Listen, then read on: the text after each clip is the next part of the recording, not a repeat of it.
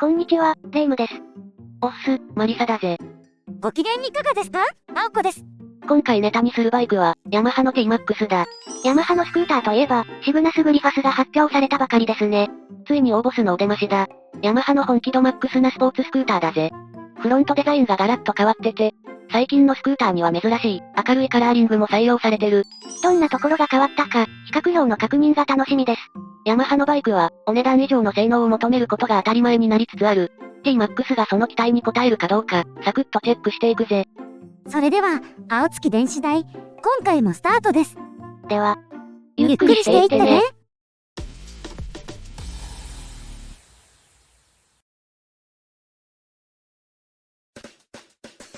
今回の流れはこんな感じだぜ。1、T-MAX って、2、スペック考察、3、新旧比較、です。じゃ、はじめ、か。1、T-MAX って、T-MAX はテクノロジー MAX をテーマに開発されたビッグスクーターだ。初代登場は2001年、直近では2020年にモデルチェンジが行われてる。大幅な仕様変更は、2017年に実施されたぜ。電子制御の大幅追加と、車体関連にも大きく手を入れ、向かうところ敵なしの状態だった。しかし、同じ2017年に、ホンダが XADV を発表する。その後ホンダは、XADV をスケールダウンした ADV150 や装備充実の PCX などで、スクーター界を一気に席巻してしまう。ホンダスクーター帝国が君臨する時代が到来したわけですね。しかし、ヤマハも黙っていない。正々堂々、ではなく、イースよろしくの反キャラずらし作戦で反撃を開始する。反キャラずらし？他社が好評なジャンルを半分避ける戦略だ。正面衝突してるやん。現状のホンダには、高級志向スクーターってジャンルはない。なので MAX シリーズの充実を図ったり、他社にないジャンル、三輪バイクの LMW シリーズで各排気量を取り揃えたりとかな。正面突破のジャンルもあるが、そこはそこそこにして、ラインナップが手薄なジャンルを充実していく方法で、じわじわと巻き返してきたわけだ。いつも通り、主観 100% なお話で。そして、満を持してモデルチェンジされたのが、ヤマハの最上位スポーツスクーター、T-MAX だ。テクノロジー MAX。欧州の話になるが、あちらはビッグスクーター市場が賑やかだ。オールマイティに使えるスクーターは、当たり前の日常をちょっと豪華にしてくれる乗り物。って位置づけだ。日本だと小排気量スクーターは下駄代わりだし、ビクスクに乗るなら、より非日常な SS やネイキッドを検討しますからね。文化の違いは免許制度にも現れてる。日本は排気量での制限だが、欧州はエンジン出力に対する制限だしな。ヤマハが A2 免許範囲 35kW 以下バイクラインナップを充実させているのも、そこなんですよね。T-MAX も A2 免許で乗れるバイクで、今後は欧州スクーター市場でのガチバトルが控えている。やる気マックスなバイクですからね。しかし、残念なことに国内の人気は見ての通り、知り合いにも、ビクスク乗りはいないしね。にもかかわらず、ヤマハは T-MAX を国内導入してくれている。T-MAX560 となった2020年からは、海外発表からそれほど遅れず国内導入されたし、MAX シリーズのフラグシップということで、上位モデルのテックマックスも導入している。今回の新型国内導入は夏以降ってことになってますが、それは不可抗力だよ。夏まで待つしかないな。待つのは良いのですが、発表から半年以上空いてしまうとホンダの逆襲が始まりますよ。それに、ヤマハ同士打ちってのもあるじゃないですか。MT シリーズが発表されて飛びついたら、R7 や XSR900 が発売されて悩むってことになったり、かといってタイミングを伺ってたら、今年分の生産が終了発表、とか、サクッと中古で乗ろうと思っても、安いどころか値上がりしてるし。それは、不可抗力だよ。来年は国内でモーターサイクルショーが開催される。ジャパンプレミアバイクもあるはずだから、一旦は春まで待ってみてはいかがかな？待てば待つほどいいバイクが発表されそうで、悩んで買えません。それは嬉しい悩みだな。主なんか、無期限に買えないんだぜ。では、そんな悩みも吹き飛ばしてくれるぐらい、特徴的な新型 T-MAX のスペックをチェックしていくぜ。2、スペック考察。カラーリング&デザイン。T-MAX は、スタンダードとテックマックスの2タイプが設定される。スタンダードのカラーは、エクストリームイエロー、アイコンブルー、ソードグレー。テックマックスは、ダークペトロール、パワーグレー。だな。アイコンブルーは、マット風でダークなブルーですね。ダークといえば、ダークペトロールだな。暗いガソリンって、カラーリングが全く想像できません。もはやカラー名には意味はないのかも。その2色に比べたら派手派手なイエローもある。顔が派手になったから、イエローも似合ってますよね。スーパーカーチックでいい感じだ。これはひょっとして、US インターカラーケニーモデルの前振りか？ T-MAX のレジェンドカラーが登場する日も近いかもしれません。顔といえば、かなり印象が変わりましたね。先代はデコッパチだったけど、今回はガラッと変わって、ウィングまでついた。あと、思った以上にしっかり顔が尖ってて、写真の撮り方によっては、スクーターなのに往年の YZR にも見える気がします。確かに。だから、フロントは Y の字デザインに見えるのかな？俺には T-MAX の T に見えるぜ。まあ、ここは感性の差ってことで、R シリーズや MT シリーズでは、ヘッドライトはどんどん薄くなり単眼化してるけど、スクーターには、まだその流れは来てないみたいだな。なんでもかんでも物合いか、じゃなくてよかった。フロントカウルは、一枚物じゃなくて重ね合わせスタイルだ。墨入れした後みたいで、かっこいいです。あれ？ウインカーってどこだろ？ヘッドライトの中だな。この吊り上がってる部分にオレンジのバルブが見えるぜ。あ、確かに発見。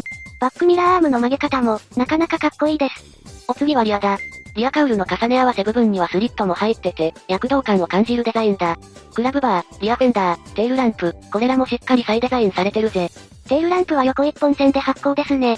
XADV のテール周りもかっこいいけど、T-MAX のテールもなかなかです。あれ？ウインカーってどこだろ？テールランプに埋め込みっぽいな。左右にバルブっぽいものが見えるぜ。どう光るのか楽しみです。いつもなら、ウインカーやバックミラーは共有パーツが使われることが多いけど、今回は有用がない分、デザインがより新鮮に見えるぜ。そうそう、ミラノ紹介状の動画が YouTube にたくさんアップされ始めてるから、待てない人はそちらで詳細をチェックな。実写は、来年のモーターサイクルショーで、ってことですね。エンジン。エンジンはユーロ5に対応した並列2気筒エンジンで、最大出力は 35.0kW7,500rpm、最大トルクは 55.7N 5250rpm だな。チェーンドライブじゃなくて、CVT システムを利用してるぜ。で、PV で T-MAX の排気音が聞けるんだけど、なんか、タタタタっていう、独特な排気音だった。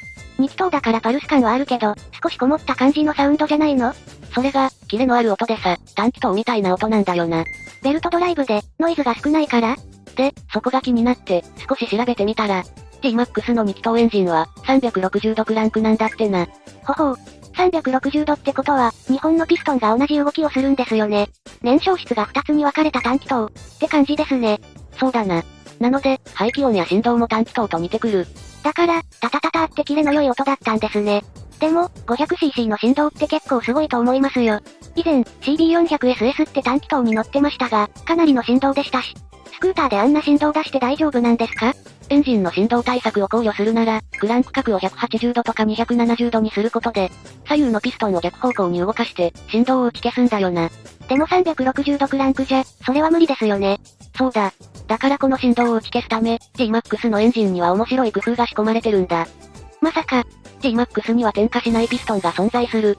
それが水平レシプロピストンバランサーだ。第3の手だ。こいつは、360度クランクのエンジン振動対策専用のピストンだ。2つのピストンと反対方向にピストンバランサーを動かすことで、振動を相殺させてるんだ。そこまでして、360度クランクにこだわるなんて、絶対なんかありますよね。それは、フラットトルクへのこだわりだ。日常使いのコミューターは、穏やかなトルク変動が合うとヤマハは考えている。2気筒だと、360度クランクの等間隔爆発ってわけだ。かなり説明をはしょってます。気になる方は調べてみてくださいね。それに、この形状だとシート下のスペース確保もできるし、重心も下がるし、左右の張り出しも抑えられて、一石二鳥な設計だ。実居は長くなるが、スクーターという使い勝手を考えれば問題ないしな。クロスプレーンや360度クランクなど、トルク変動を極力抑えることが、ドライバビリティの向上につながる、とヤマハは考えているのですね。よくわかりました。ちなみに、現行車種のエンジンもこの仕組みだ。気になる方は、ぜひ乗って確かめてみてはいかが？フレーム、足回り。エンジンへのこだわりと同じぐらい、フレームや足回りにもこだわりがあるぜ。ハンドルは単造アルミニウム製。一本のバー形状ではなく、セパレート風だな。先代のハンドル周りは、カバーがあってボリューム感があったけど、新型はすっきりかっこよくなってますね。目で軽さを感じるデザインだ。フレームはダイキャストアルミニウム製、ホイールも超軽量スピンフォージドホイールだ。エンジンを脱抱える形状のフレームですね。この組み合わせは、R シリーズや MT シリーズと同じだ。T-MAX の見た目はスクーターですけど、中身はスポーツバイクなんですね。これも売りの一つだな。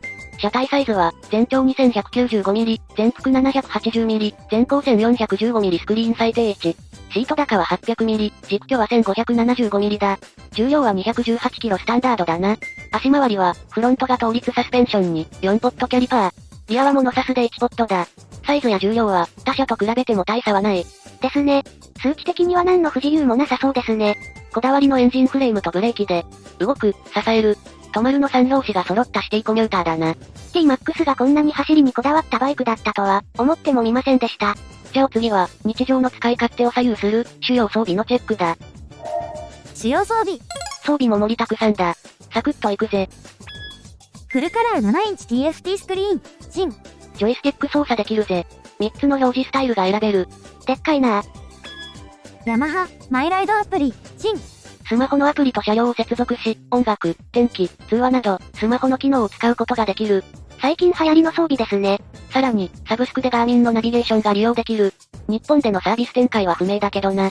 ガーミンって GPS 技術を使った商品やサービスを提供する会社だ。アウトドアやマリン好きなら聞いたことある会社だと思う。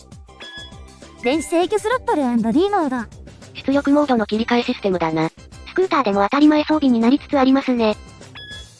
キーレスシステム。キーを持ってるだけでエンジンスタートや、シートか収納、センタースタンドの施錠、解錠ができる。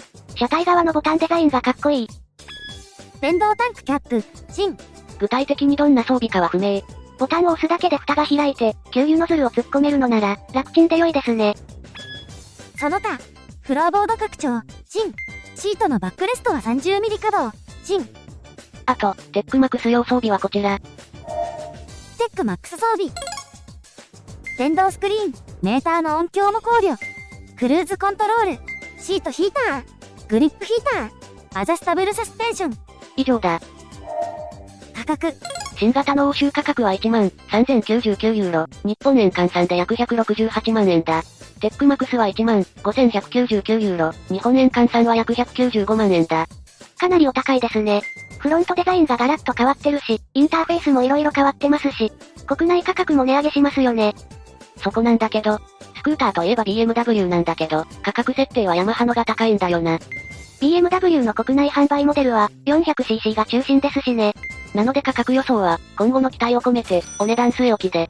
めっちゃ強気ですやん。3、新旧比較。さ、最後は新旧比較といくか。最近、比較表の記載ミスが多いので、気をつけてくださいね。3回は確認してくださいね。ああ、わかってるよ、レイム。では、比較表、ドン。数値的には、あまり変わってませんね。そうだな。サイズに重量、エンジン出力に航続距離、どれもあまり変化なしだ。この内容なら、新型待ちかな？特徴的なエンジン、設計思想に惹かれるなら、待たずに現行型購入ですよ。まさにロマンなバイクだしな。国内でのライバルは、ホンダか BMW となるはずだ。スズキもね。今回のモデルチェンジでは、よりアグレッシブなエクステリアデザインになったと思う。しかも、その独特な設計内容を知ってしまうと、他社と比較検討することも少ないだろう。こんな個性の塊バイク。俺は全力でおすすめするぜ。じゃ、バロンでチェックしてきます。では、今回のお話は以上だ。お次は、青子のバイクニュースのコーナーだ。